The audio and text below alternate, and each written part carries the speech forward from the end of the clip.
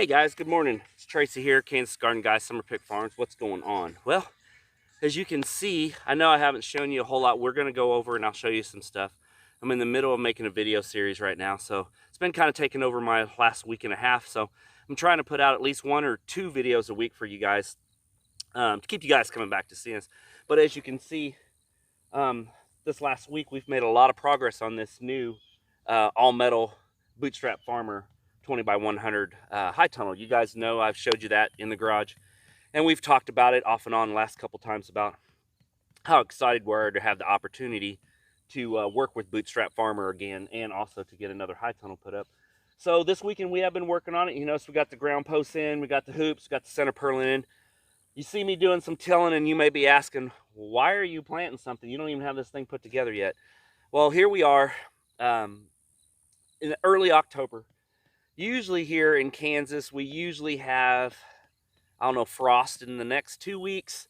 We usually get a cold weather. Yesterday it was 90 some degrees. It's been high 80s, early 90s for the last, I don't know, 3 weeks here.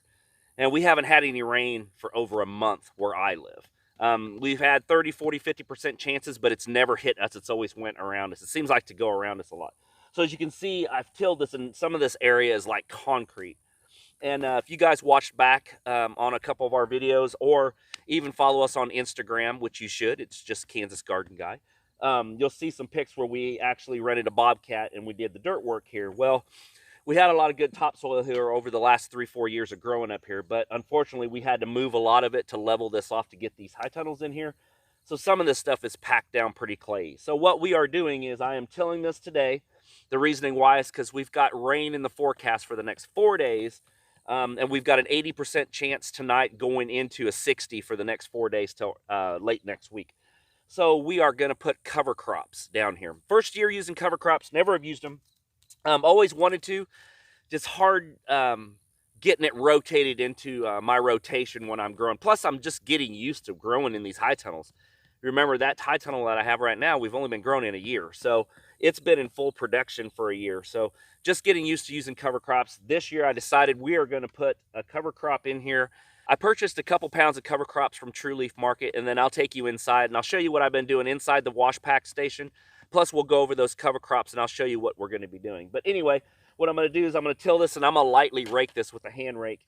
And then I'm just going to hand broadcast the seeds out, and I'm going to rake it, and then I'm just going to leave it, because we're supposed to have, you know, thunderstorms hit here about 1:30 today, and it's about 9:30, 10 o'clock in the morning. So I don't have plenty of time to get in here and get cover crops put in, and then I want to get it rained on the next 4 days, really get that sunk in there. And the cover crops are going to help a couple things. It's going to add a lot of organic diversity to the soil, and the root system of these cover crops is also going to break out some of that clay. I know for sure that I did winter rye, and then I also did a mixture, which is like a winter mix, and it's got, I think, 8 or 10 different items that go into that cover crop.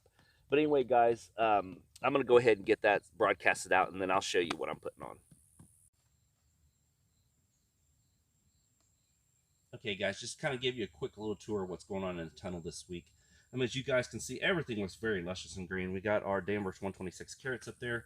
Our green beans are now starting to put baby beans on. You can see all the blooms. So hopefully here in the next week, I keep saying that, but this weather has been cooler at nights, so that kind of affects the green bean growing. But hopefully we'll be able to get 1, maybe 2 harvests off of this before I have to pull these off, because we do have a seed tray of lacinato kale over there that needs to go in the ground that should have been in the ground last week probably. But we've got, I think, 250 heads of lettuce over there, which is going to go in this bed here. We'll be putting to production. We've got 4 days of rain, like I talked about earlier, so that gives me some good rainy day stuff to do inside the tunnel. Get this bed prepped and out, and then get lettuce in here.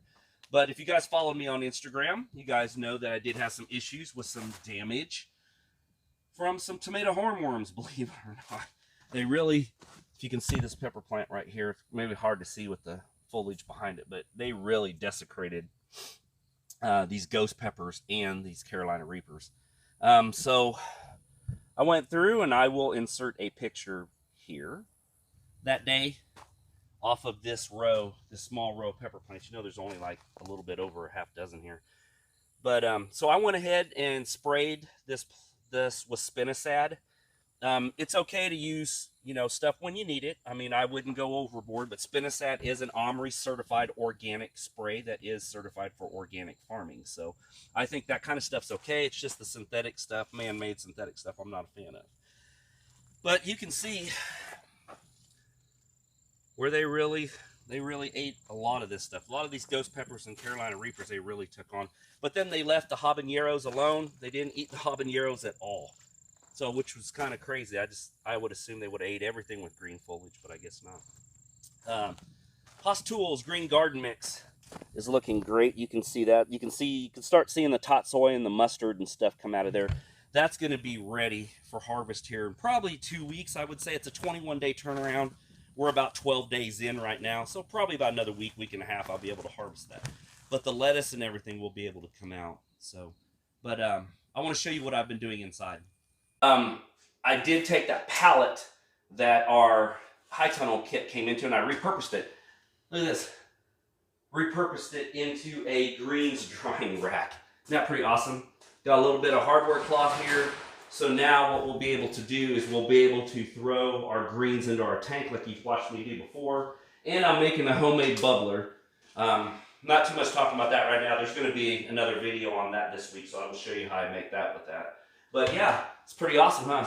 I've got a couple of the cheap fans you can buy from your local box stores or your Walmart. I've got them wired up here into a power strip right there, so I can just flip the power strip on and turn the fans on. You can see, not too loud, but just a good enough of air here. So that's going to help get those greens washed and then throw on this drying rack for 2-3 minutes while I'm washing some more greens, and then take this off.